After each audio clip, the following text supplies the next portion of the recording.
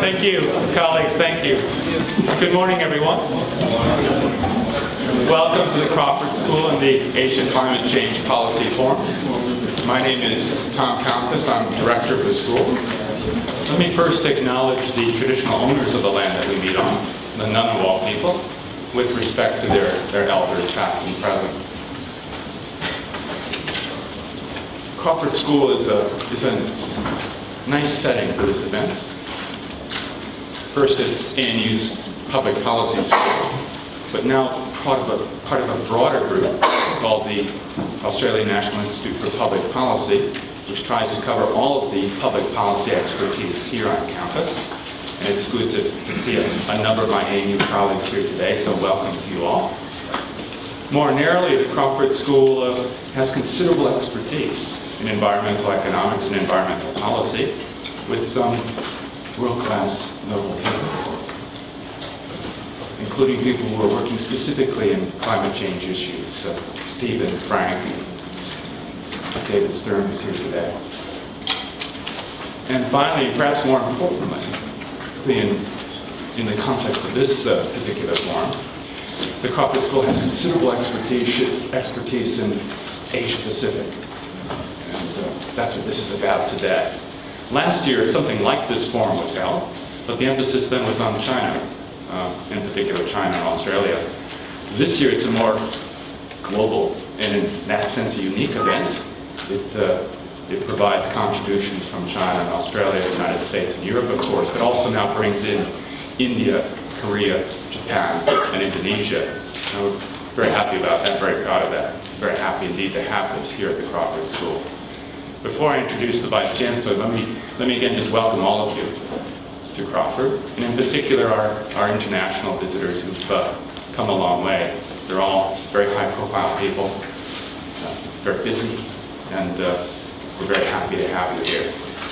To introduce Martin Parkinson, and to further welcome you to the ANU, it's my great pleasure to introduce the Vice-Chancellor. Please welcome Professor Chubb.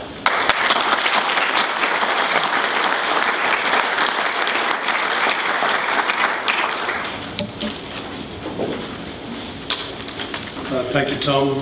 Ladies and gentlemen, it's a pleasure to welcome you here to this important conference and the important discussion about this critically important issue for this world that we all share.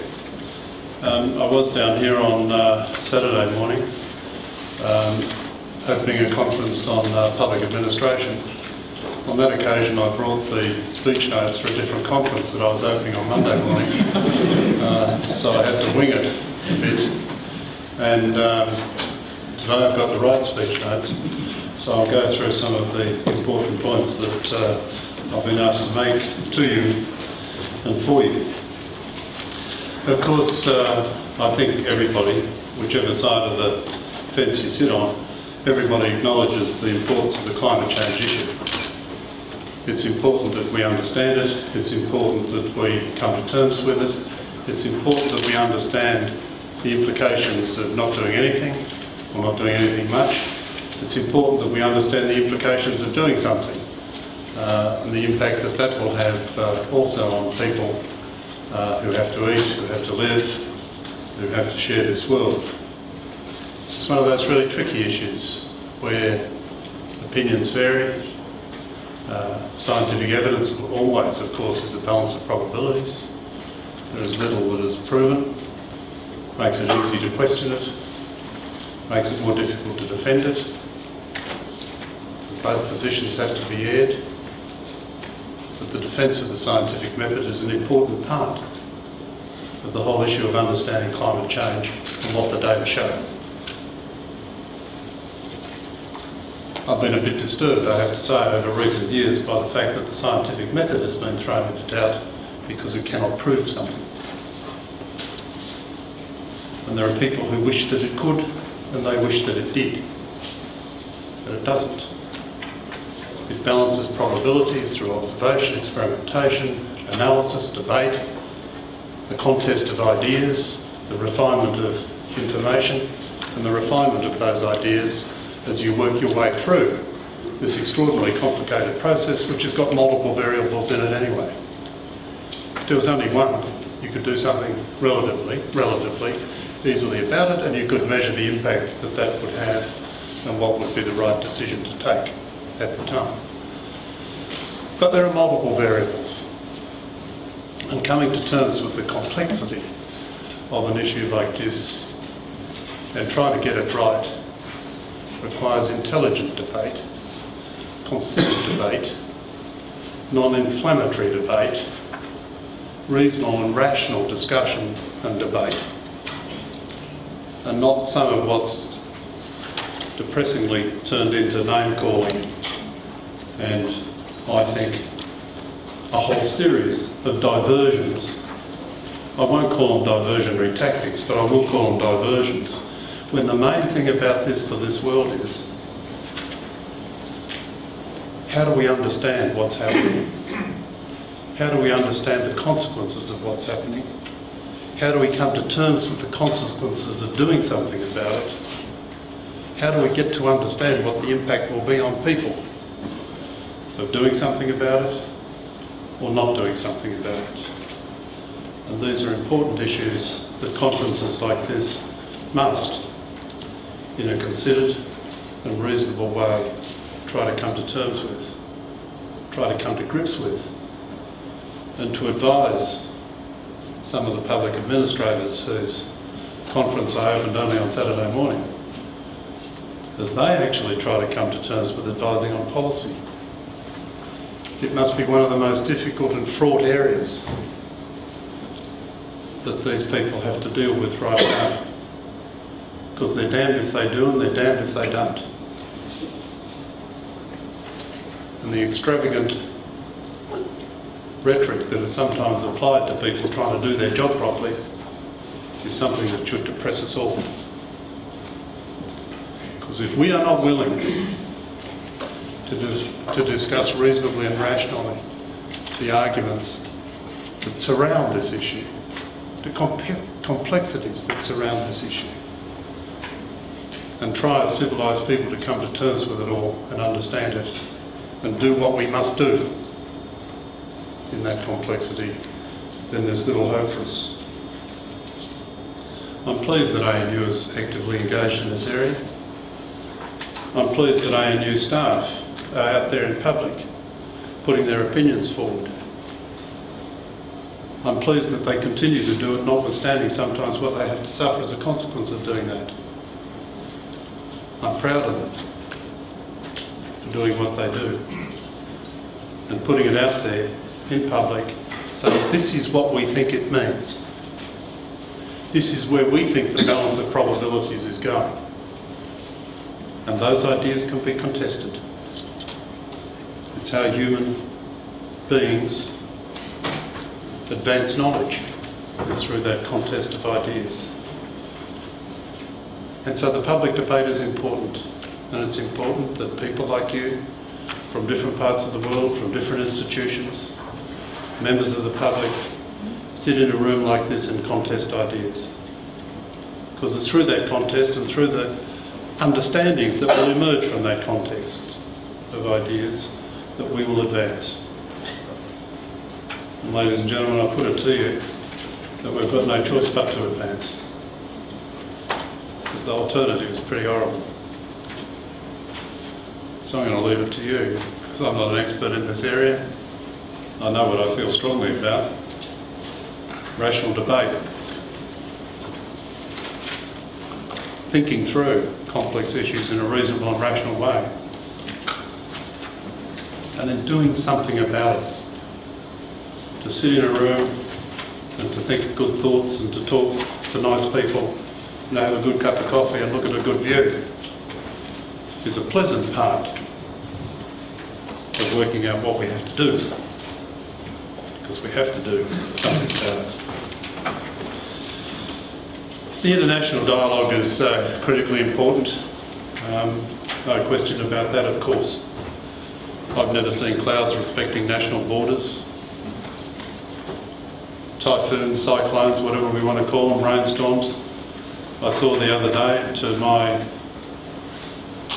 new to me, how much of the world's water basins cross national boundaries and how much of the world's population sits on water bases across national boundaries. Even in Australia, we can't get our water solutions right because they cross state boundaries.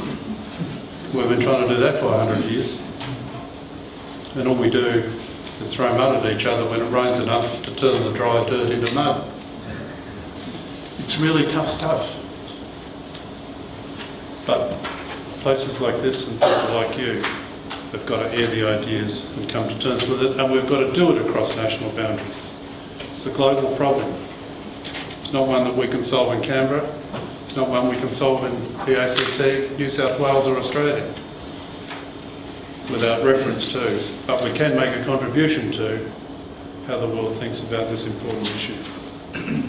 So I welcome the international colleagues, not just because it took you a long time to get here. We Australians have no sympathy for those who travel a long way to get here. We travel a long way to go anywhere.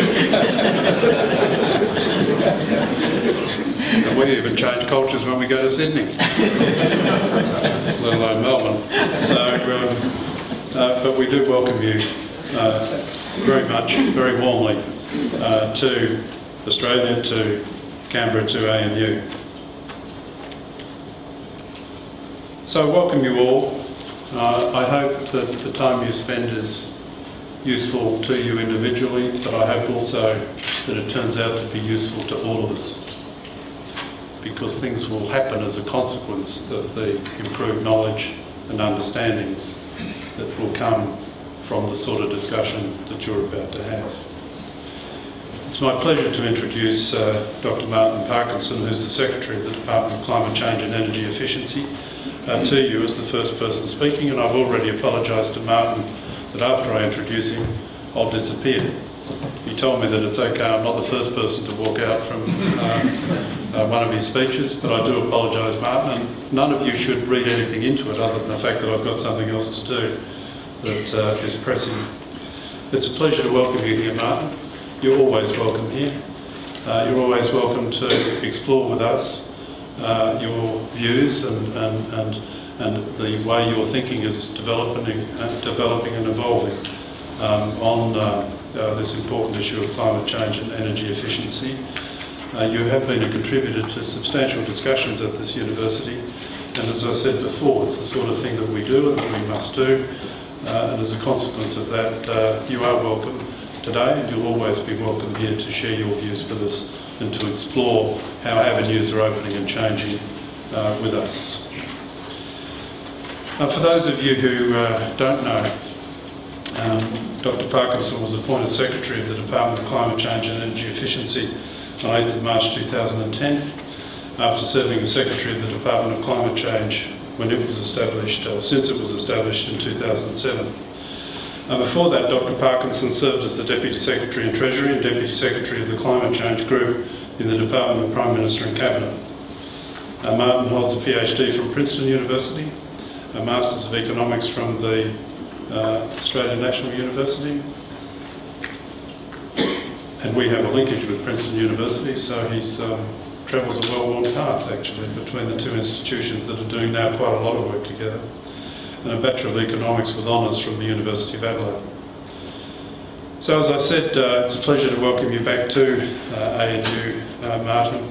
I now invite you to address us, and I do apologise for having to leave so soon. Thank you.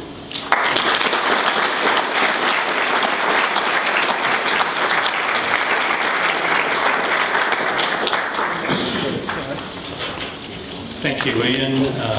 Thank you, Tom.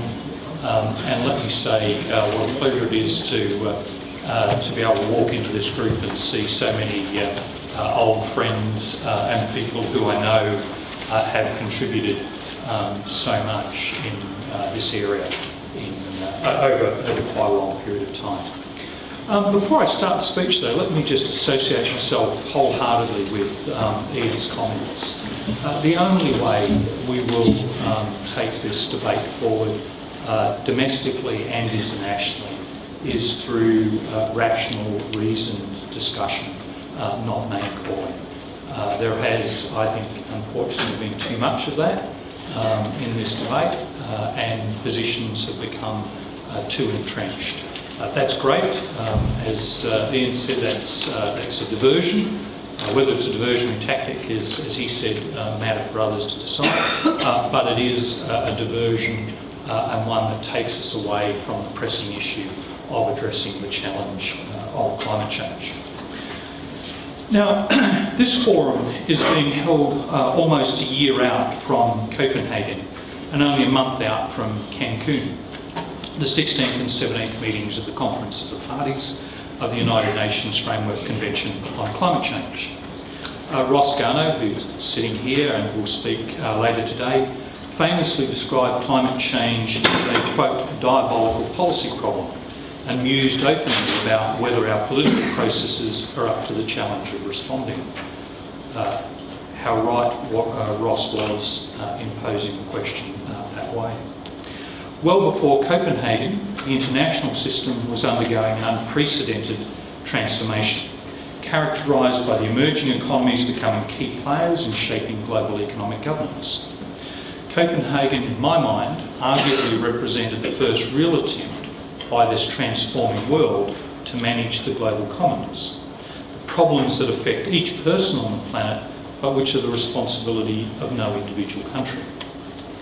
Copenhagen also reinforced to me the importance of a flexible geometry in responding to climate change. That is, the need to work multilaterally, plurilaterally and bilaterally to build confidence and to find areas of common ground. Stimulating and sustaining progress in this new world that I think we're in will require us to identify tangible building blocks and celebrate early successes as components of an evolving but incomplete solution. For the Australians in the audience, this is really something that the Shergold report highlighted back in 2007, that global progress was more likely to emerge through an evolving bottom-up patchwork of actions by individual countries and groups of countries. And I think that conclusion has been borne out. Now, such an approach needs support from a robust, analytically based, policy-relevant second-track dialogue of the sort that we will have here today. So I again, am incredibly impressed with the quality of the speakers that the South Asia Bureau, the East Asia Bureau and Crawford School have managed to get along today. I think you have an amazing group of talent here, and I think this is really a very good opportunity to kick off what I hope will be a continuing and growing second track dialogue. And as I'll mention when I come back this afternoon to open the centre, I think there is a real benefit from 1.5 and 2 track dialogues in this space. I think this will be incredibly important. Now, saying all of that, and my references to the sort of bottoms-up approach and the importance that that will play, should not be interpreted as abandoning the UNFCCC.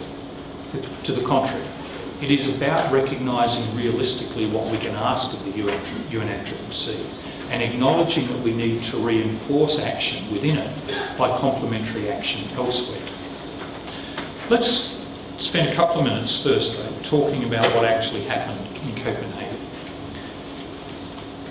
In Australia, if you read the press, Copenhagen was an unmitigated disaster. I'm on the record elsewhere as saying I think it both disappointed and surprised in terms of what it achieved. The disappointment was obvious. The surprise really, I think, has played out over the 10 months or so since then. Clearly, Copenhagen represents quite a significant step forward in, unlike technology. I know, unlike my use of the technology, it wasn't the technology. That's right. It's always human error. Just be thankful I'm not a pilot. So Copenhagen, I think, represents quite a significant step forward in a number of areas. Clearly, for the first time, we've got countries agreeing on what constitutes dangerous climate change. We've got both developing and developed economies saying or acknowledging that there's a shared responsibility to act. And not only have they said it, they've followed through on it. Because to date, we've got 139 countries including 99 developing countries, having associated themselves with the Accord, with the Copenhagen Accord. This is 90% of global emissions and 85% of global GDP, as represented by the countries that have committed to the Accord. This is a significant advance on Kyoto, which, as you can see, less than 30% of global emissions were covered by the countries that were signatories or ratifiers of the protocol and under which they took targets. But in examining the pledges in the Accord, I find two issues to be particularly striking. The first is the gap between what developing countries are prepared to inscribe internationally and to be held to account for, and the actions they are actually taking domestically. And the second is that even noting those pledges inscribed, the peculiarly Australian conceit that no action is being taken anywhere else in the world. I get that countries may not wish to overcommit internationally if they have doubts about their domestic capacity to deliver. But the sheer magnitude of the gap between what countries are prepared to inscribe in Copenhagen Accord and what they're actually doing at home is really quite striking. If countries deliver on what they're saying they will do domestically, on what they've started to do domestically, the pledges in the Accord are quite conservative, and thus the current global effort is much greater than what it would initially appear. But the big if is if countries are actually doing this. It will be important for us to see that countries are actually delivering, both on what they've said they'll do in the context of Copenhagen and in terms of what they've claimed they're doing domestically. To do that, it'll be important that we develop various mechanisms. One of which will be key in my mind, is developing effective carbon prices that allow for comparisons of action. Now, as I speak, I'm going to put up, but not speak to, a series of slides just highlighting some of the actions underway in some of the key countries in the region, just to give you a bit of a sense, for those of you who may not be completely familiar, about some of the things that are going on. Now, clearly, it's hard to compare across countries, but almost the recitation of commitments that I'll run through, or that we'll run through as I'm speaking, should put to the sword the claim that no one else is acting. But as I said, it will be important that we develop methods that allow comparisons of action, while at the same time recognising differentiated responsibilities and respective capabilities will be an important in understanding what countries are doing and what we should expect of them. To be clear, we have a common responsibility to act, so everybody has to act, but we acknowledge that there are differentiated capacities and capabilities to act. Now, the Australian Government has committed to the establishment of an expert group to examine effective carbon prices in key nations. How this might best be done is currently subject to discussion. But the first attempt that I'm aware of to develop shadow carbon prices has, however, recently been released. Vivid Economics, on behalf of the Climate Institute, recently completed a study on the electricity sector of a key group of countries. I imagine Erwin will speak to this in more detail later this morning. But what I'd say is that while the methodology in this area will likely evolve and be refined over time, Vivid and the Climate Institute are to be congratulated for attempting to quantify the implicit carbon price imposed by policies to reduce emissions in countries including China, Japan, US, UK, South Korea and Australia. The results indicate that implicit carbon prices in US dollar purchasing power parity terms range from over $29 in the US to less than $1 in Korea, with Australia at a bit over $1, China around $14 and the US somewhere around $5. The results of this study clearly show that countries are placing carbon constraints on their electricity sectors, so that any country considering further action at the current time will not be acting alone. So the debate should be around what is the extent of action, not whether or not we will act. It also shows, though, that there's an increasing disparity between the countries that have started implementing ambitious domestic policies and those that have not. So where does this leave Australia, and how does it influence what we want to see from Cancun? For a start, we must stop hiding behind the evident untruth that no one else is acting on climate change. Other countries are acting, and they're capitalising on early mover opportunities that are available now. Not only rich countries, but the countries such as China and India, which have a fraction of Australia's wealth per capita, are moving into the clean technology market without the carrot and stick of a global treaty. There is a case for Australia to do likewise. So how must we address climate change in Australia? Without further action, Australia's emissions are projected to continue to rise, reaching 121% of 2000 levels. Well, because our 1990 levels are so close, there's only 1 percentage point different. 121% of 2000 levels by 2020, so that our unilateral target of 5% reduction below 2000, or 4% below 1990, is equivalent to reducing our emissions by 144 million tonnes in 2020 alone. 144 million tonnes is not really something that people are able to grasp.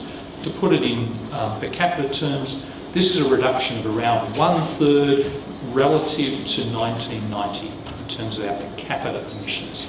So that is, the carbon footprint of every Australian would decline by around 1/3 relative to 1990 if we met our unilateral reduction target of 5%.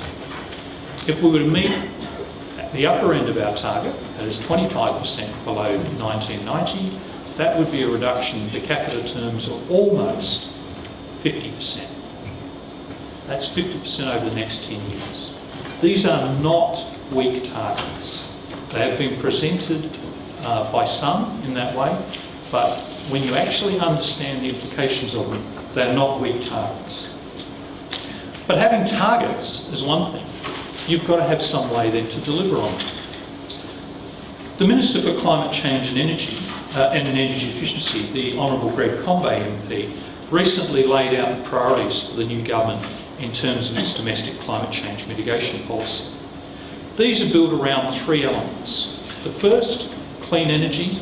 The government has in place a 20% renewable energy target by 2020. This will drive around $16 billion of investment in renewable energy generation over the decade, with more in the decade that follows. But it's not enough just to disseminate the existing low emissions technologies, which is what the REC will do. You also need to support and encourage the development of new low emissions technologies, and the government's committed $5 million to the Clean Energy Initiative aimed at supporting research, development, demonstration of low emission technologies. The government's second key plank of action is to promote energy efficiency in businesses and households. While Australia has had, at both state and federal level, a range of initiatives for many years aimed at improving energy efficiency, it is clear, it is absolutely clear, that there is much more that can be done in Australia. The recent report of the Prime Minister's Task Group on Energy Efficiency, which I had the pleasure of chairing, has shown that we lag behind our key competitors and comparable countries in terms of energy efficiency. If we think of improving energy efficiency as a resource, or energy efficiency as a resource, improving it is a way of improving our productivity. That report identifies 5 foundation measures which could contribute to a step change improvement in our energy efficiency performance.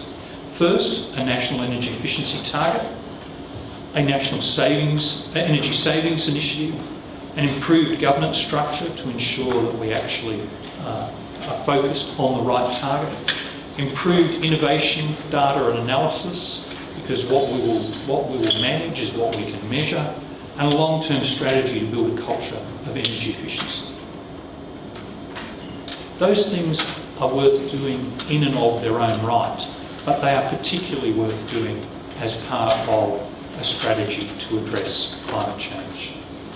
They're important not only for abatement, but by improving energy efficiency, we drive a wedge between increases in energy prices and increases in energy bills.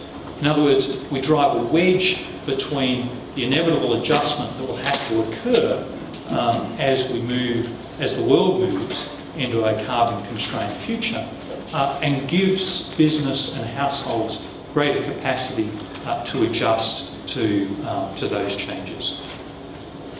The third part of the government's approach, though, involves the introduction of a carbon price.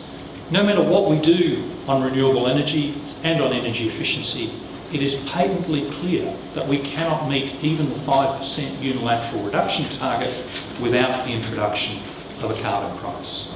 Now, there are several ways of creating a carbon price. Clearly, two broad approaches are a carbon tax or an emissions trading scheme. There are also hybrid options that combine features of both.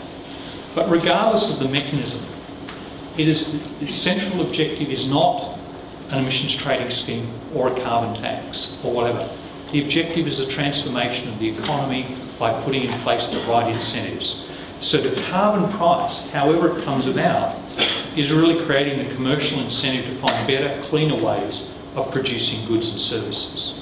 So we need to put in place in Australia the carbon price incentives that will begin our economic transformation, so that as the international situation evolves, Australia's economy is not left behind. The priority now is to agree on carbon pricing arrangements that are achievable, economically responsible and fair. Let me turn to the road to Cancun.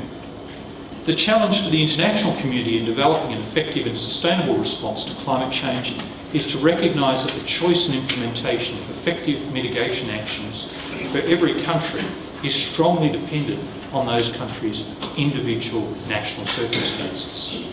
Successful mitigation schemes will be those that resonate with countries' citizens and their cultures.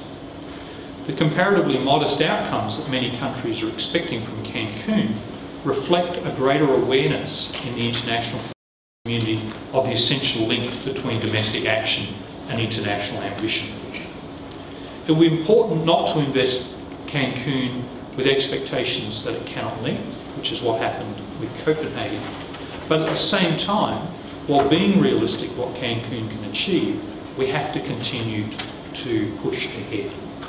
At a minimum, we need to look for progress in areas of all of the elements of the Copenhagen Accord. Mitigation, measurement, reporting and verification, or what in terms of some developing countries is referred to as international consultation and analysis, adaptation, technology, finance, and obviously RED+. In many of these areas, I think the general consensus at UNFCCC is further along than we can actually land at the moment, because there are some key sticking points which are still going to have to be worked through. We need to acknowledge they will not be worked through for Cancun. We really need to look to South Africa as the place next year where we begin to try and land some of these other things. So in conclusion, let me just say that global efforts to transition to a low-carbon future are already underway. The concomitant rise of carbon markets is inevitable. There's an economic logic in using market mechanisms to meet ambitious emissions reduction goals, and a real political logic that a focus on goals inevitably pushes countries and the world to measures that reliably control quantities. Climate change is a multidisciplinary challenge with broad-ranging environmental, social and economic impacts, all of which, as Ian said at the outset, need careful consideration. The challenge is on the table, and I encourage forums such as the Asia Climate Change Policy Forum to bring analysis and ideas to bear so that together our nations can rise to this challenge. Thank you very much.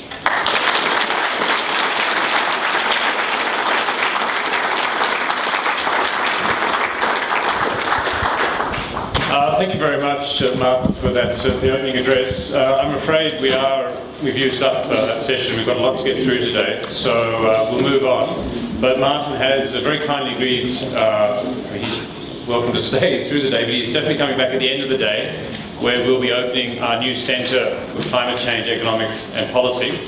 And so you'll have another chance to interact with him then. Just get my notes.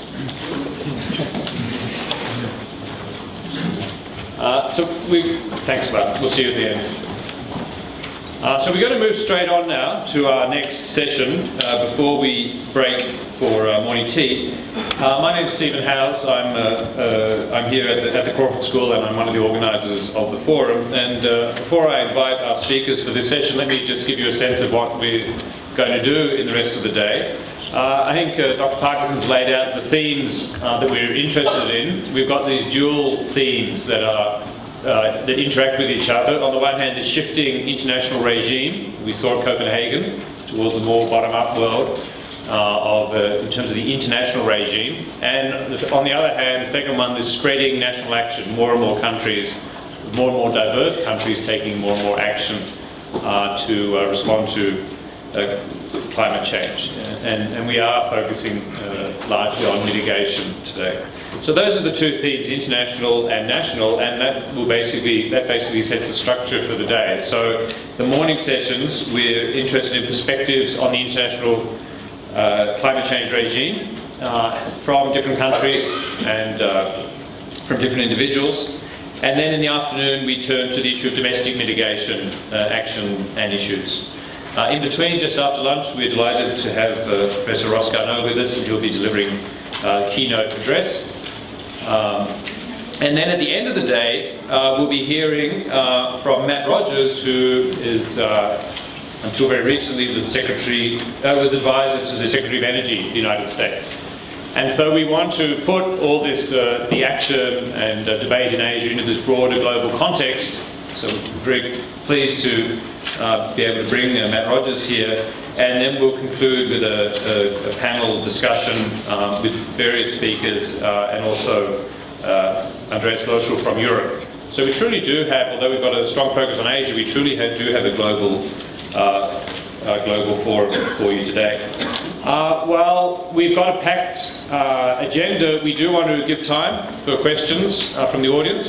So the format for the panel discussions are just for 10-minute presentations, and I'm sure the speakers will all adhere to that, and certainly the chairs will play a role in enforcing those limits, and that should leave plenty of time for you to contribute from the floor. So without taking up further time, can I please ask the first set of speakers to come up to the table? We have Jiahua, who is the Executive Director of the Research Centre for Sustainable Development at the Chinese Academy of Social Sciences. And those who were here last year at the Australia-China Dialogue might remember Professor Pan, and it was really the success, his contribution, which led to the success of that forum that inspired us to develop it into today's event. We have Erwin Jackson, Deputy CEO for the Climate Institute here in Australia, and we have Professor Ambuj Sagar from the Department of Humanities and Social Sciences at the Indian Institute of Technology in Delhi. These are our first three speakers on our first panel discussion on perspectives on the international climate change regime, and I'll hand over first to you, Professor Pan. Thanks. Thank you, Stephen. Good morning, ladies and gentlemen. It's really a great pleasure to have a look at the climate regime building from a Chinese perspective. Well, I'm going to talk something about the transition to a low carbon economy in China, but I was asked to say something about the climate regime building. So probably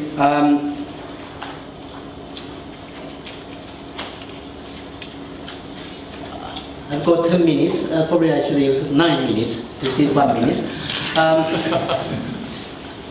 to make it simple, I mainly cover three issues. One is about the target setting. The second is about China's role in international negotiation, and the third one, what we can expect at Cancun. The first one, about the target, I think that Martin, the Australian Secretary of the Climate Change and Energy Efficiency, made it very clear that at Copenhagen we didn't have the targets agreed, and later in association with the Copenhagen Accord, many countries, including both the Annex I and non-Annex I countries, made their targets openly. And then at Copenhagen, there were a lot of confusions. One, confusion is that the target for 2050, 50-50, target was was rejected by some developing countries, including China. Well, this is one question. Many people, question why, developing countries like China would block such a long-term target, 50% reduction of greenhouse gases emissions based, on current level. Well, there are quite a few reasons for this. Actually, the first one, of course, you may agree with me, is the logic. Because in logic at Copenhagen is to have the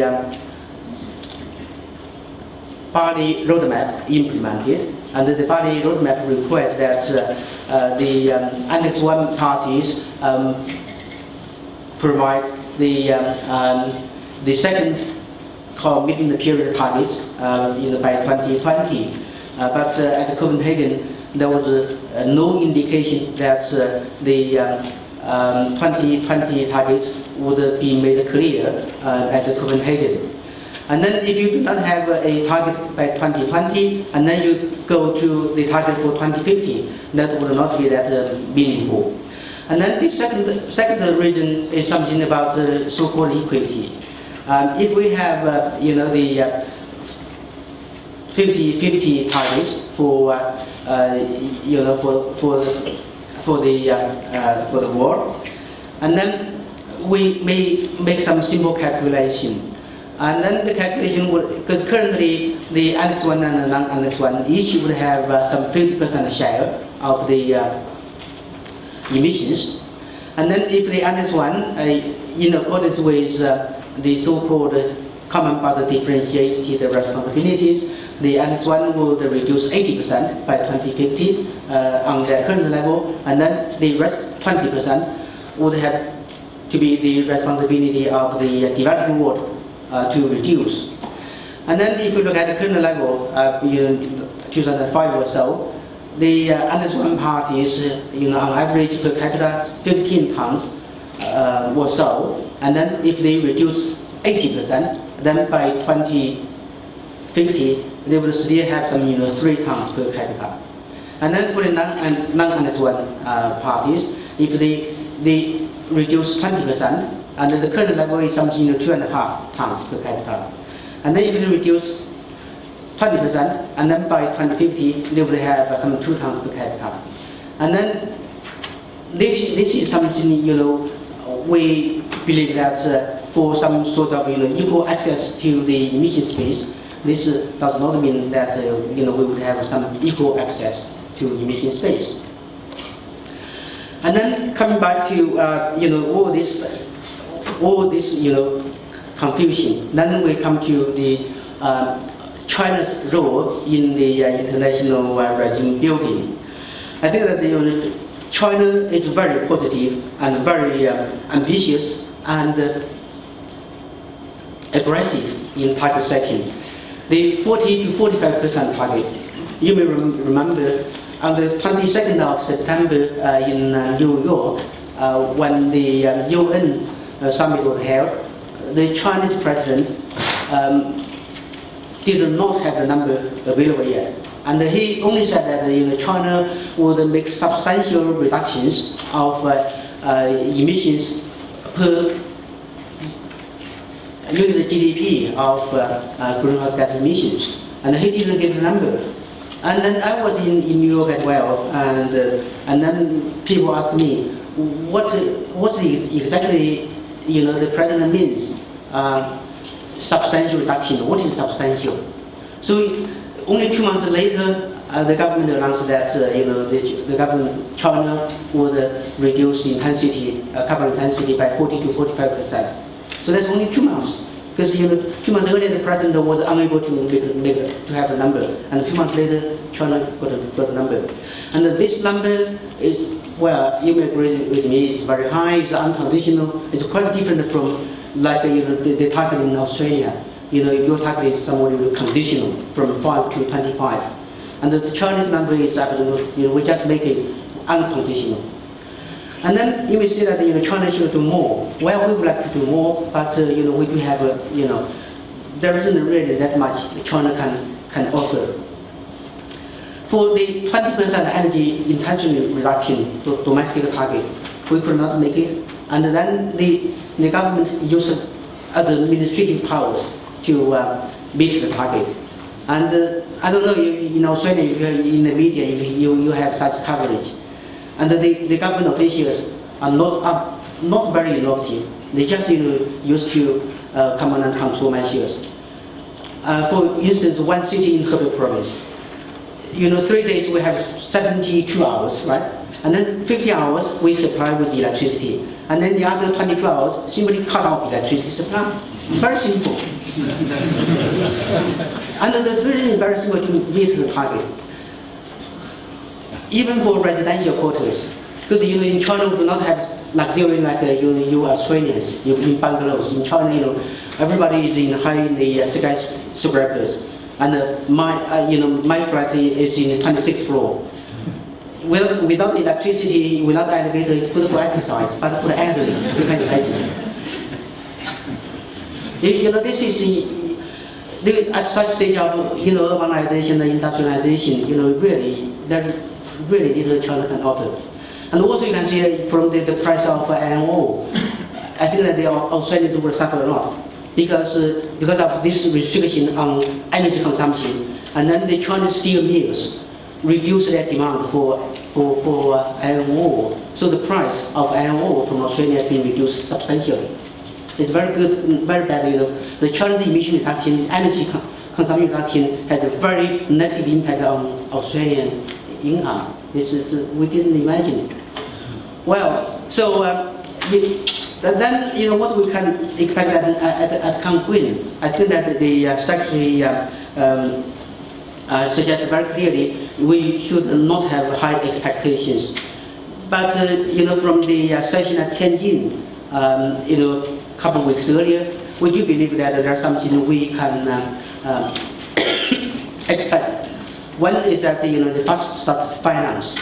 This is something for the year 2010 to 2012, 30 billion US dollars. A fast start finance.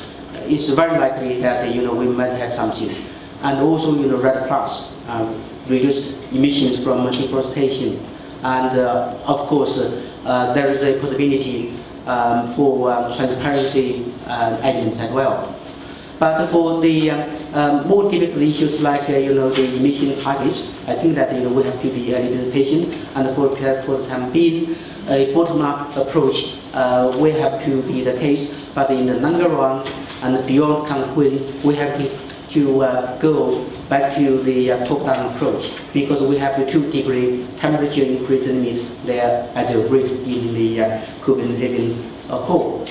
I think I should stop here. Thank you.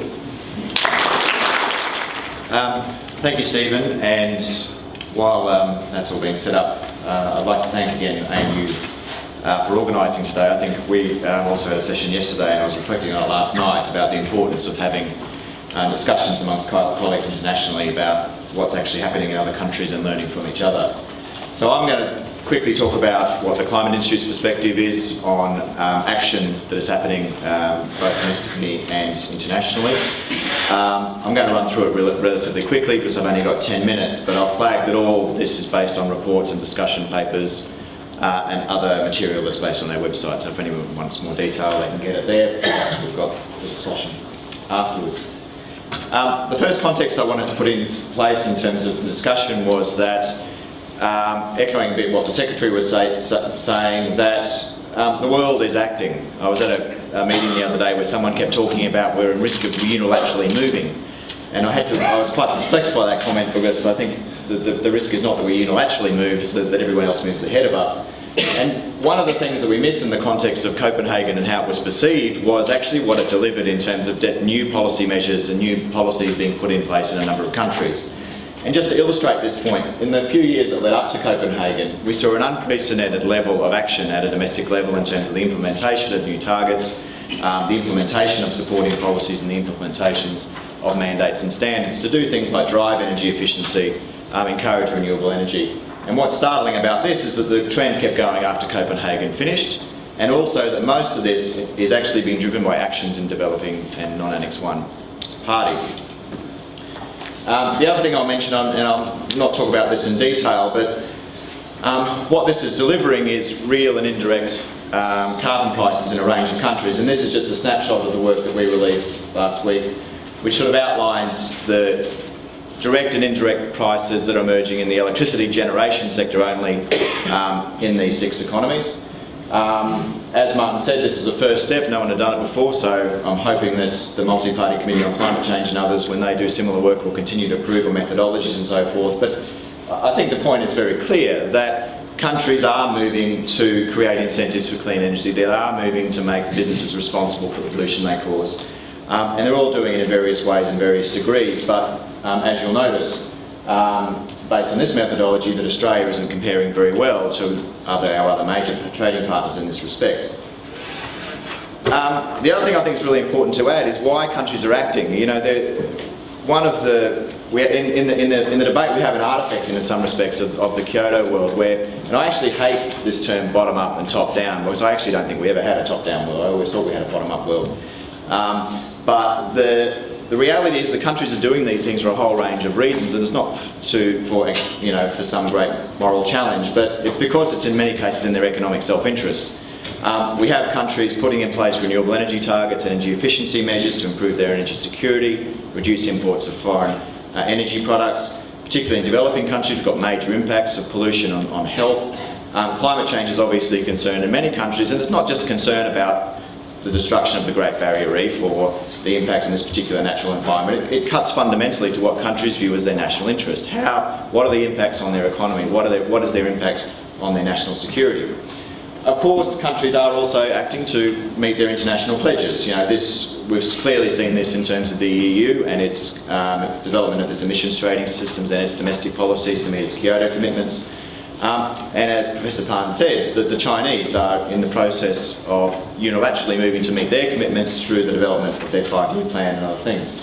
But I think in some respects, what's really important also is that we are actually now seeing an increasing narrative globally around that ultimately this is about defining how we compete in a global economy between countries. It's about international competitiveness. And you are actually seeing the race to the low pollution economy begin. And just to give a concrete example of that, in the last 3 years, total investment in the power generation sector has been dominated by renewable energy. For the last 3 years, renewable energy sources have seen more investment in the power sector than traditional fossil fuel sources. And as the IEA points out, this is the beginning of the race that we're heading into at the moment. And at the moment, the people and the regions who are dominating that are those countries which have robust policies to encourage investment. And that's particularly China and the EU and also countries like India. So, taking the next level up, so what does this mean for the UNFCCC negotiations? And I think there's a fundamental issue that sometimes people assume that the UN international process is about reducing emissions. It's not. The international process is about enabling countries to move further in reducing emissions than they would have otherwise been, depending on their domestic constituencies. Because ultimately it's national governments who put in place the policies to drive emission reductions. So I'm not going to go over too much about Copenhagen, but having the misfortune of being one of the 30-odd NGOs invited into the last few hours of the meeting, it was disappointing, but it's not a failure. I don't think you can characterise Copenhagen as a failure. As Martin has said, we now see pledges of covering 80% of emissions. If you took the Copenhagen Accord and implemented it through a range of decisions and ultimately you would hope in some form of treaty, it would actually be a reasonable basis for a foundation for an international agreement. But the key part of making that happen is the pledges that countries have made, both in terms of mitigation and finance, are honoured. Because we need to continue to build trust, and trust is, in a world where you don't have a treaty, is the foundation under which we're all going to have to move forward.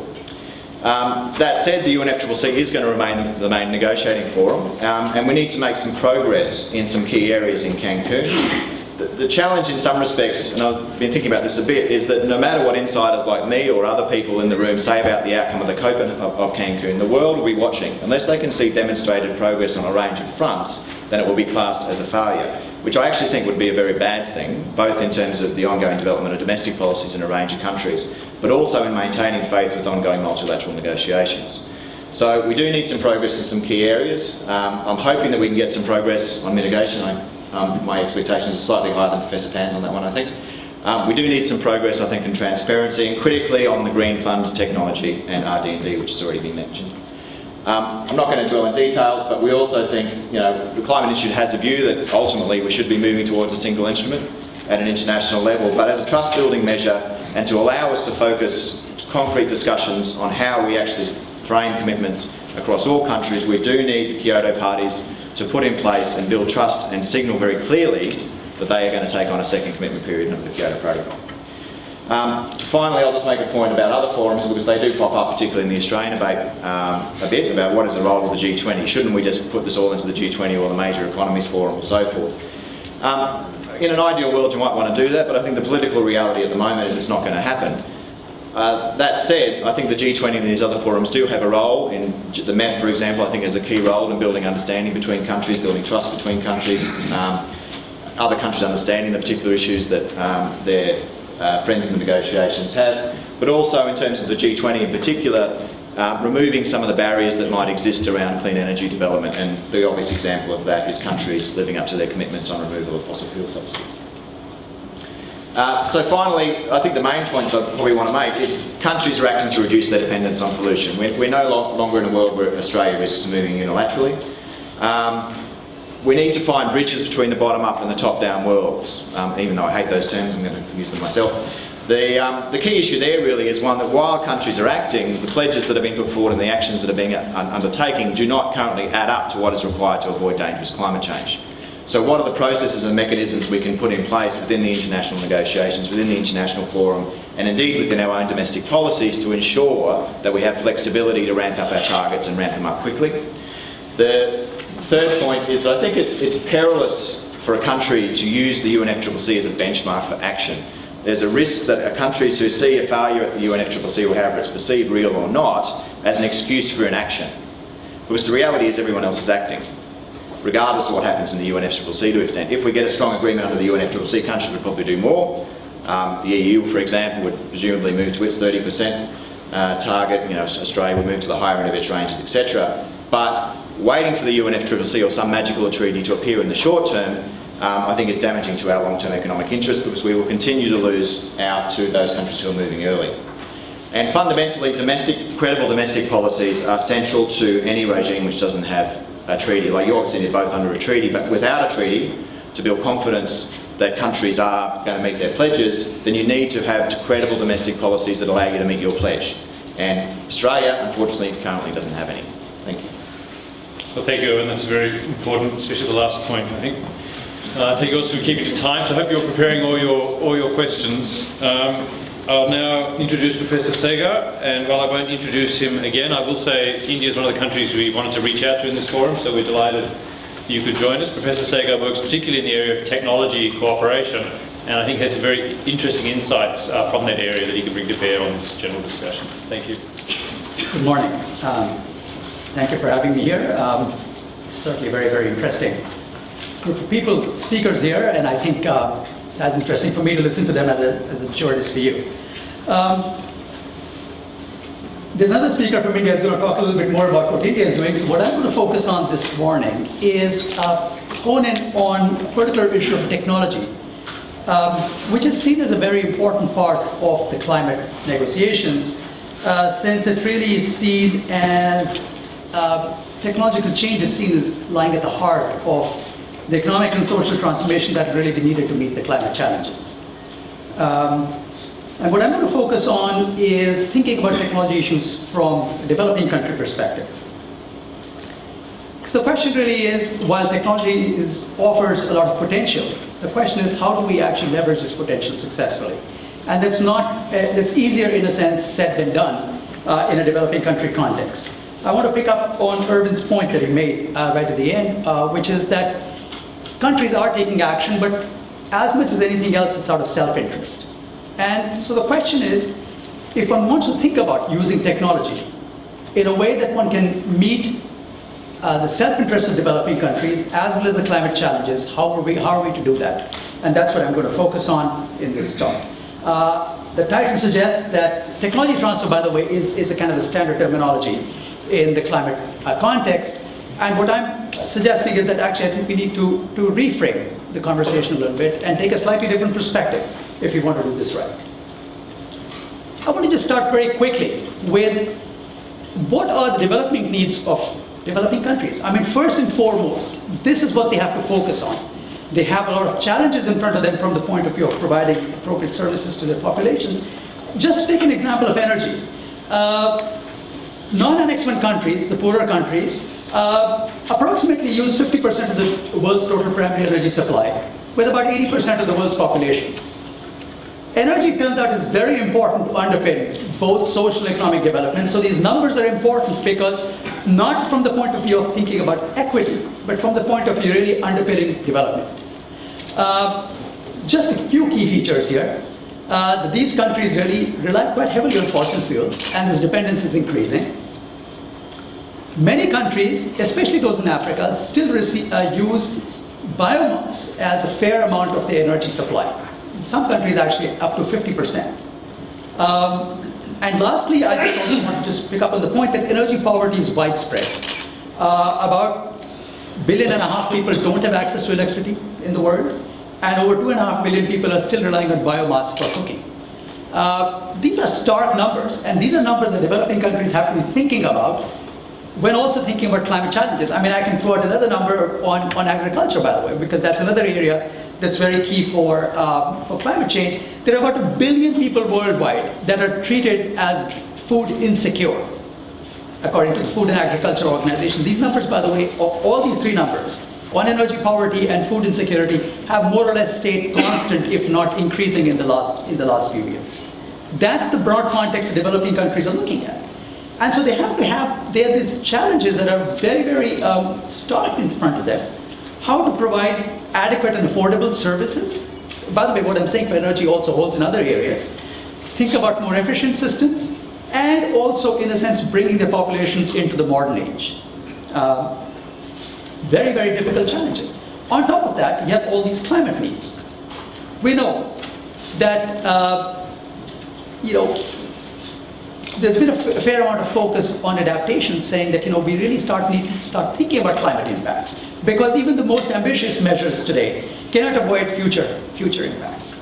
Yet we have to mitigate, because if we don't, the impacts are going to become completely unmanageable. So we need both mitigation and adaptation, and I think this message has become quite clear even in developing countries. So the bottom line really is, you have to think about how to meet both the development challenges and the climate challenges successfully. Well, let's look at the context of developing countries in terms of technology. Well, their technology needs are actually quite complex. Fact of the matter is, we talk about technology transfer as if technologies can just be picked up and moved across international boundaries. Sometimes they can, mostly they cannot. The first category really is where most of the focus is in the Climate Convention, which is, in a sense, transfer of commercial technologies, where money is the big problem. But it turns out that if you think about developing countries, it's much more than money that's the problem. Part of the problem is adapting the technologies to local conditions, making technical changes to technologies, maybe adapting an air conditioner for hotter operating conditions, maybe using, understanding that a coal power plant is going to have to be operating differently because of different characteristics of coal. There's also another category that I put up here in the third bullet, which really what I call the ignored or the unmet needs. These really are the unmet needs that are very, very central to developmental challenges. Providing energy to rural areas, thinking about improved cook stoves, lighting for poor people and all of that. And I posit that in a sense, the climate regime will not be able to bring developing countries along if we don't take care of these needs also. And last but not the least, you have to think about deployment issues. The markets in developing countries are not as well organized. Firms are not as well organized. You don't have the right kind of networks. You don't have the information and trust that's being provided by regulatory institutions. You have to put all of that in place in order to really get the technology to successfully be deployed in these countries. Complex set of problems and challenges, except there's also a big gap between the needs and the local capabilities across all these areas. So what to do? Well, first one is you can think about providing money. Some focus on this already. I'm not going to focus on this. The second point I'd like to make is that you have to think about accelerating deployment in Annex I countries. In the end, these are the countries that have the technical capabilities and the pipeline of technologies for the future. Understanding that climate change is a long-term problem, the pipeline of technologies for the future has to be kept open, and that will happen only through action in the richer countries. So while developing countries should take action, they cannot be generating the new technologies. You also need ways to actually not just, in a sense, have a pipeline of technologies, but to make sure those technologies are getting deployed in these countries. And that, I think, requires technical cooperation, development of technologies for these ignored needs, and also knowledge sharing for enhancing deployment. This leads me to the notion, what I'm calling innovation cooperation, which is cooperation not just on the technical front, but cooperation across all areas of innovation. Innovation including both technology development, adaptation, as well as deployment. And therefore thinking about all the needs that are required. It might be actually doing some policy analysis. It might be thinking about the right kind of business models. It may be putting together supply chains. It may be putting together regulatory approaches and so on. But really in a way that's shaped by the local needs and understands very well what the local context is, the local institutional context. In order to do this successfully, I believe that this is the only way we're actually going to be able to meet these challenges both effectively and efficiently. So we really need cooperation, not just technical cooperation, but innovation cooperation that's informed and driven by the needs of developing countries rather than industrialized countries that happens today in many of the technical cooperation programs. I'll just end very quickly with this idea of these climate innovation centers, which is something that I have developed with some other colleagues in the UK who've also developed it actually independently, and now we're doing it together, which is in a sense thinking about an institutional mechanism that helps put together this kind of a program collaboratively between Annex and non-Annex I countries to do this innovation cooperation. We see these centers really as facilitators. They actually work with existing organizations and experts, both in local and developing countries, but with the understanding that the innovation gaps will vary from technology to technology and country to country. The same country, different technologies may have different kind of innovation gaps, and the same technology in different countries may have different kind of innovation gaps. So this requires a little bit of intelligent design. I can't use a one-shoe-fits-all approach, and you have to think about actually doing this design of these institutions with some flexibility built in. But my belief is that this actually is the kind of way to move forward. This kind of a concept is now got some traction in the international negotiations. India's proposed it in the international negotiations. There's a fair amount of support from other countries. In fact, even the language of the technology mechanism now talks about the Climate Technology Center and networks. What that will exactly mean, I think, is still under discussion about how this will work out. But I do believe that, in a sense, this is the way we need to move forward if we want to be able to use technology in order to help developing countries meet the climate challenges, but also bring them on board that we're meeting the development challenges at the same time. Thank you. Thank you very much, Mr. Sagar. Well, we've had three very interesting presentations, and all the three speakers have been very disciplined, keeping to their time. So now it's over to you. We do have a lot of people, so I'd encourage you to keep your questions short. And what we'll do is we'll take a few questions and then hand it back to the panel, and then have a second round and so on. So we've got a couple of people walking around with microphones, and I can see the first question right in the back there. If you could just indicate to then we can get a microphone to you, so we're ready to go. Here in the front, that's our second question. Yeah, please. Thank you. My name is Adrian from Crawford School of ANU. My question is to all speakers.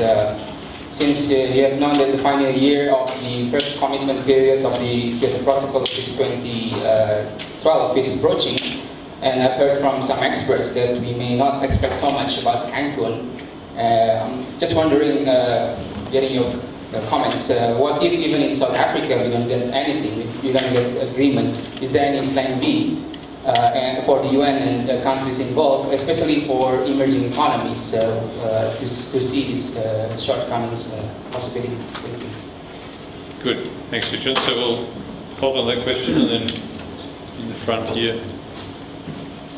Thank you. Just a question for Mr. Pan. I'm wondering, considering that Australia is having a lot of trouble getting a consensus on acting to meet climate change, what do you think about the Chinese government's approach to gathering consensus, public consensus on climate change? And in a more philosophical sense, do you think there's any discrepancy between Western-style democracy and government-led action to act against climate change? Okay, can we, yeah, Carly, and then in the middle. Sorry, yeah, just over.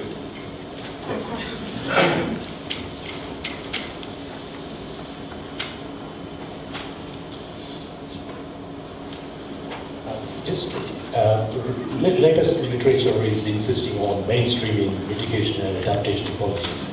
But Erwin was saying that in Australia we don't have any such policies. So what are the steps is being done in the climate change, particularly on this issue? The second is about the ODA. European Union says that about 60% of their ODA is going to adaptation. Is it really the way to go towards the adaptation and mitigation methods? Otherwise, what is the role that ODA is playing in the Australian context? Thanks. The role of foreign aid. Question. We'll just take, there's one more here. And I should have just introduced yourself, if you don't mind, when you ask the question. Right, thank you. My name is Gusman Siswandi from the College of Law. My question is for Professor Sagar. It's a very interesting concept of climate innovation centers. I'm just wondering how would you observe the issue of intellectual property rights within the context of climate change? Thank you. Okay, well, we've got a good group of 4 questions. Let's go back to our panelists, just in the same order. And you can take up those questions specifically directed to you, as well as the general questions that you're game to take on. Okay, well, for currently, I think the efforts have to be made to have the Bali roadmap implemented. And for the development work, there is no such plan as plan B. So we must have the plan A, that is Bali roadmap implemented. And similarly, because the others one failed to reach their Kyoto target, this gives a very discouraging, sign for the developing world to make their commitments. So that is why the developing world would always ask the other one parties to take the lead and demonstrate. So this is something why we would like to require. And now the other one parties do not seem to take the lead, and then the non-other one parties, including the emerging economies, they have to do their own. That's why I think that the emerging economies are also doing their best. The other question is, about the government to get a public consensus for climate actions. Well, I think that in China, a lot of us skepticism about climate change. The government, says that we have to take climate change actions, but the more convincing reasons for climate change mitigation are not from climate change reasons per se, but from some other more urgent and relevant reasons. One is energy security, because the energy consumption has been rocketing for the last 20 or 30 years or so. In year 2000, the total energy consumption was only 1.35 billion tons, as compared to 0.7 billion tons in year 1980. And now, last year the number reached 3.07 billion tons, and according to IEA, the total energy consumption has been more than the Americans, more than the United States, because we do have a very huge shortage of energy supply. For oil reserve, according to the BP, British Petroleum Statistics, the Chinese reserve, oil reserve, is only for 11.3 years consumption in China. And last year we imported 207 million tons of oil from outside China. But this number has to increase, and the current automobile ownership in China is only something, let's say 50 cars per 1,000 people, as compared to the OECD average 550, and that's only 1/10 of the OECD level, and the trend of car ownership is to increase. That's no doubt about it. And so oil security, and even for coal, you see we have it's very bloody, and ecologically it's very much degrading the natural environment. So it's not simply for this sort of climate change, but for energy security, for sustainable development, for ecological conservation, for environmental protection. So these are more convincing. That is why people accept that we should take actions and more aggressively. And then the climate change mitigation or the reducing CO2 is actually a co-benefit rather than the major target. That is why we have so aggressive energy saving policies. The Chinese way of doing things is something different from the Western way. Of course, we have our own interpretation of democracy, and I think that Mr. Deng Xiaoping is very great. He uses the word Chinese characteristics.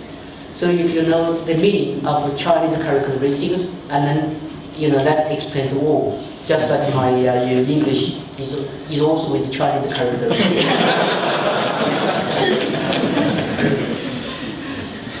Thank you. So I'll talk about the Kyoto Protocol and what might happen there. I think the challenge that we have with dealing with the Kyoto Protocol is it can't be divorced politically from what happens in the other track. And so you have this unfortunate dynamic in some respects where what we saw in the lead up to Copenhagen was some countries accusing other countries of not meeting their prepared to take on commitments under the Kyoto Protocol.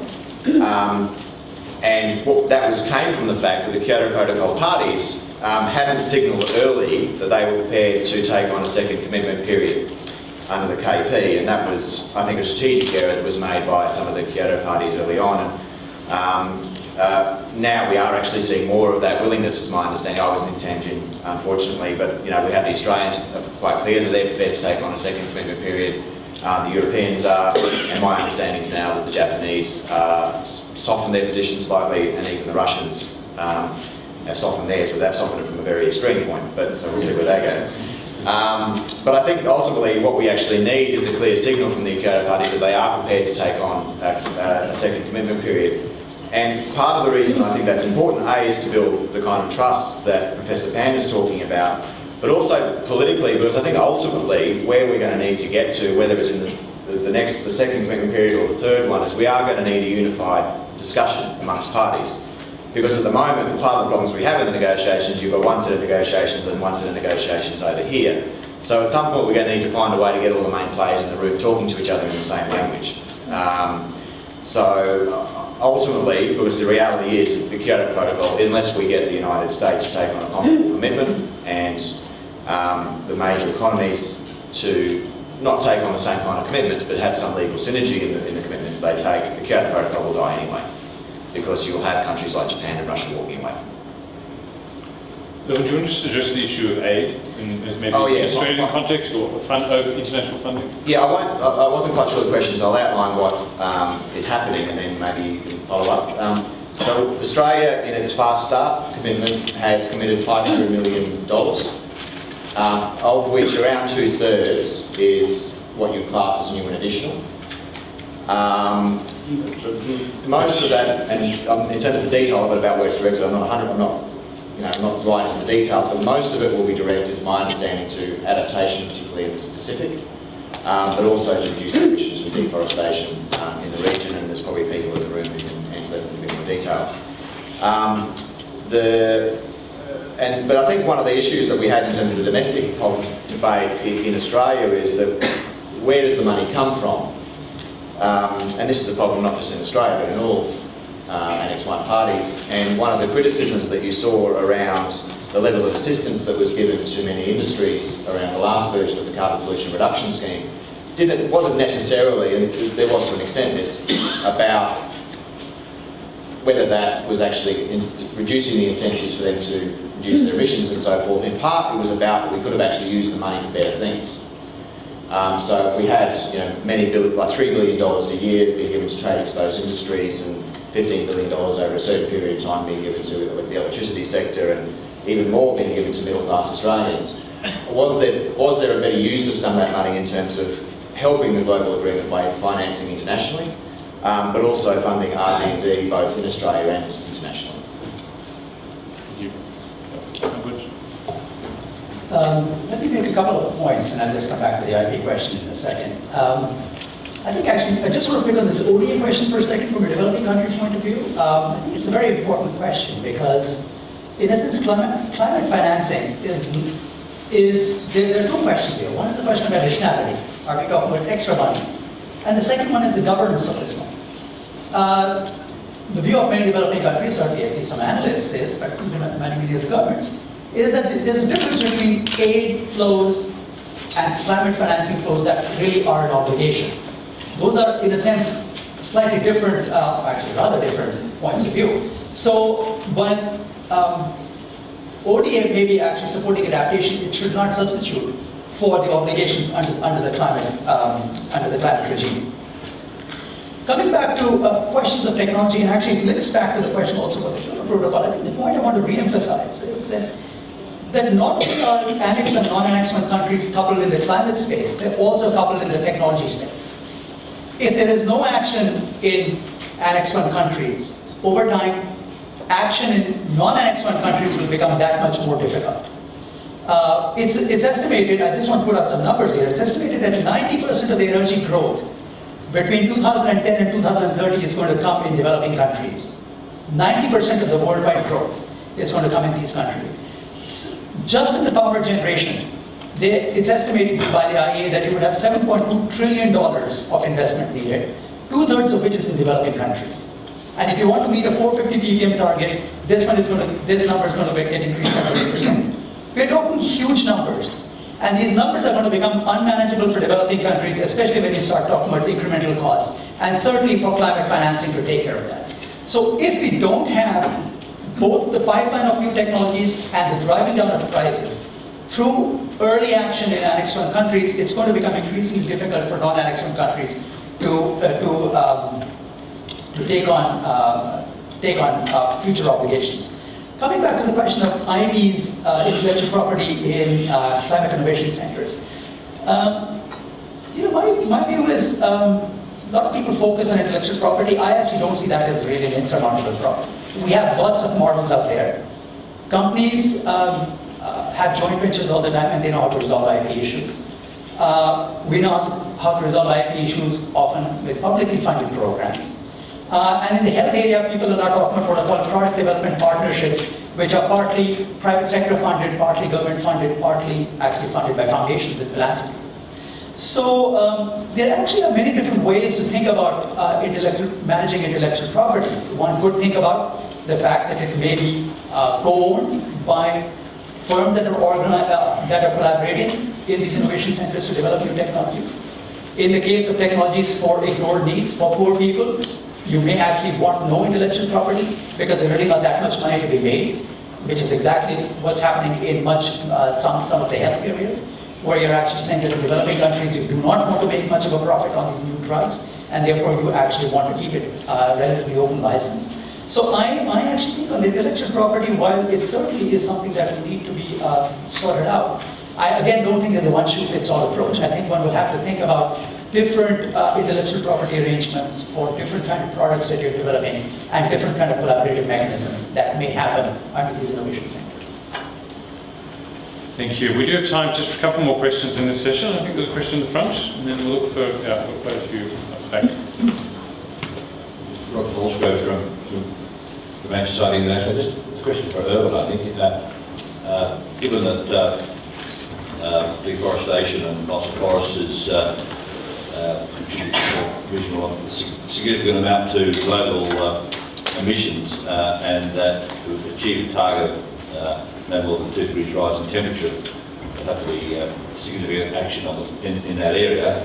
And given I think that in the public mind, when we talk about global action on climate change, one feature is stopping deforestation in countries particularly in our region. I'd be interested in your comments, or your perspective of where you think Cancun might get to on the forest thing. I'm not quite sure whether it's your particular area, but it's interesting your perspectives on where that might get. It's often cited as one of the areas which we might get a result.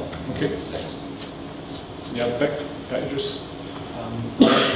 Question to Mr. Jackson and Professor Sagar.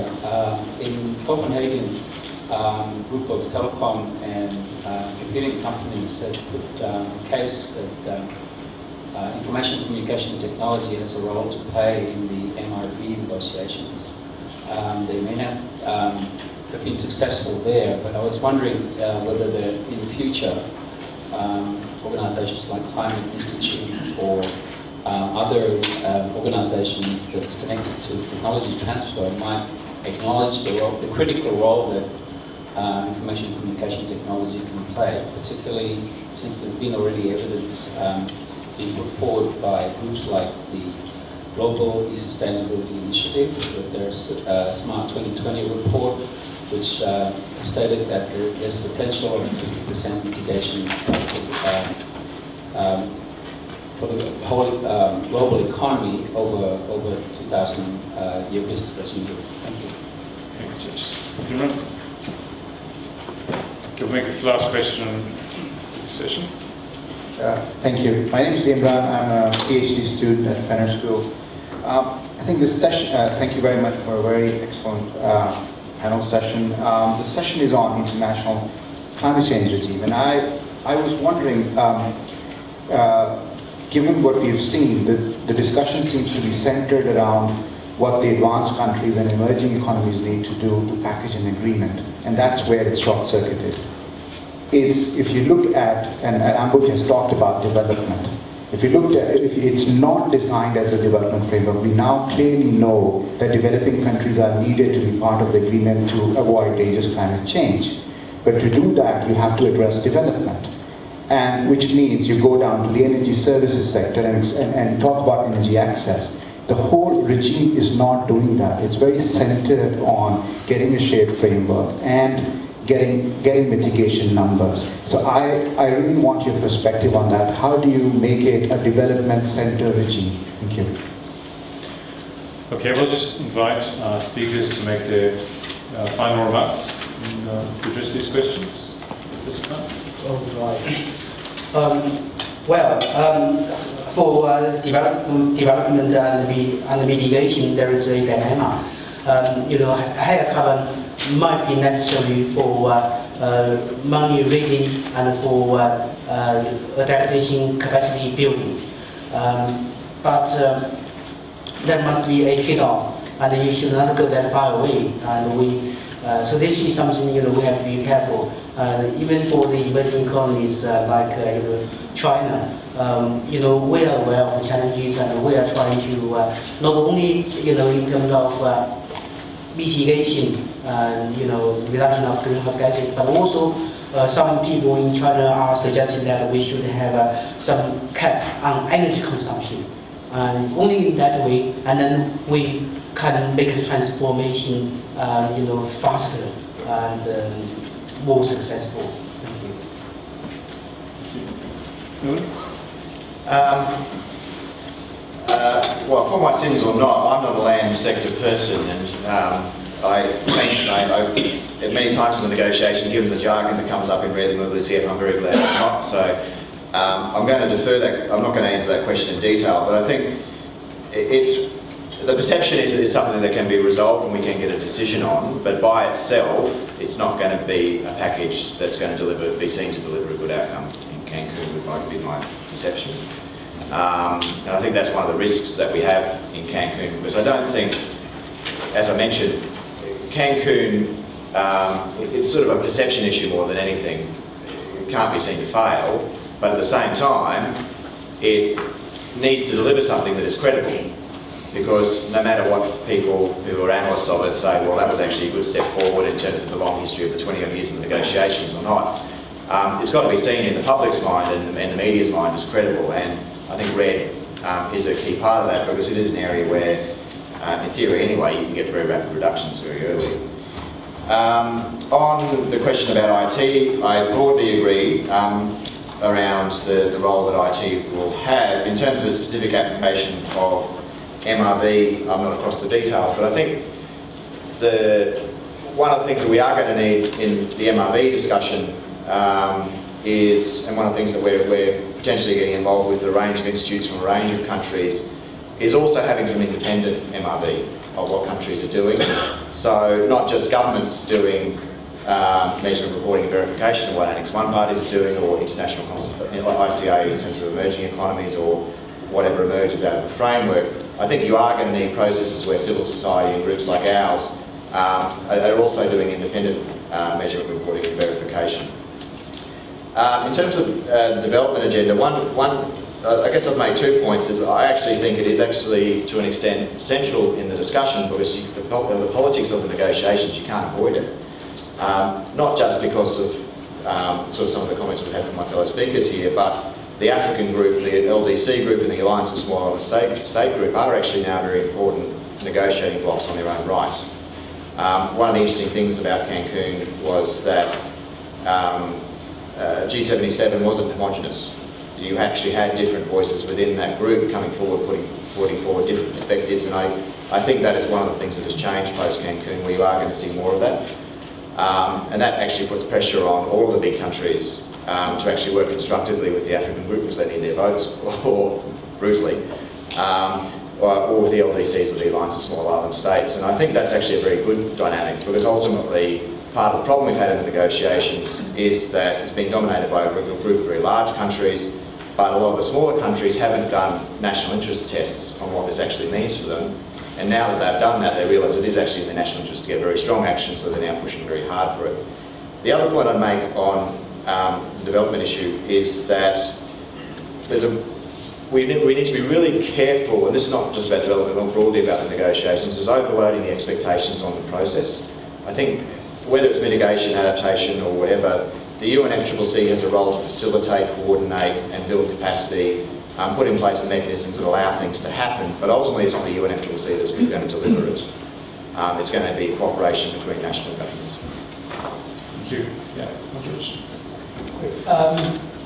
First, the question about ICTs. You're absolutely right. ICTs do have a role to play in many different ways. Actually, I'm not going to talk about the MRV side of things, but both in thinking about modern technologies. I mean, you're thinking about smart grids, for example. ICTs is certainly going to be very key in that. Thinking about distributed sensors and so on. But actually, I think even in some of the other, should I say, less modern areas of these economies, I've actually been talking to a colleague at my institute who works on developing the concept of the internet radio as a way to reach out to rural communities. And we're actually talking about how does one actually use this new and emerging technology in adaptation programs. Can one actually, in a sense, use this technology to work with farmers to think about adaptation programs? Can we use this mode of communication to think about disaster management? So I think ICT is actually, because of their power in being able to communicate information both ways. In fact, that's the power of the new technologies, that it's a two-way communication. I think it's very powerful, and I think it's only now people are beginning to think about how it might be used. Coming to the question of the energy axis, I completely agree with you. I think it's a very, very important problem. So far, the climate negotiations have really been mostly political and technocratic. And in fact, that's something that came out in our discussions yesterday. They kind of left the human dimension out of that, out of the discussions. And it really is, it's a pity. And I think one does have to bring that conversation about development into the climate arena. But I also actually agree with Erwin. You also cannot expect the climate convention to solve all development problems. So I think one has to actually be somewhat careful in thinking about places where there are actually synergies and ways of working together where you can actually get double benefits rather than actually overburdening the climate convention. I'll just give you a couple of examples actually. The Indian government last year now launched a program on improved bookstores. And actually I worked with them quite closely to develop that. We're thinking about the next generation of bookstores. And there's some quite innovative ways to think about developing new technologies and so on. But in 160 million households in India, that actually would be the possible target for this program. If you do it right, if you're able to develop a good technology and turn it into a product that people are willing to use, we estimate something like 80 million tons of carbon may be saved annually. And at the same time, through the reduction of indoor air pollution, 570,000 deaths may be avoided per year. Huge development benefits, especially women and children, and huge climate benefits. I mean, this, to my mind, is the sweet spot, where you actually are able to get both kind of gains at the same time. It's a no-brainer. I mean, I think this is the kind of stuff we really need to be focusing on. Unfortunately, what's happened in the climate convention, the conversation is really much more about mitigation. And in fact, I kind of half jokingly say that it's a perversion of the polluters pay principle. Right now, all the people marching into developing countries are focusing on groups, industries generally, that are likely to be polluters in the future. And you're getting giant amounts of financial flows to not pollute. So in a sense, it's future polluters get paid to not pollute. But if you're a non-polluter today, you don't even come into the room because you're not a polluter today and you won't be a polluter tomorrow, so stay out of the discussion. It actually is, if you're thinking about climate justice, actually, it is inherently unfair and unjust that the only people who are actually getting any attention are people who are likely to be polluting in the future. And that goes to the heart of the energy access problem. It's a very important question. Good. Well, thank you very much. On that note, just before you thank the speakers, we have morning tea now. It's downstairs in the foyer, and I encourage you to go outside. The weather's still nice. Please come back within 20 minutes.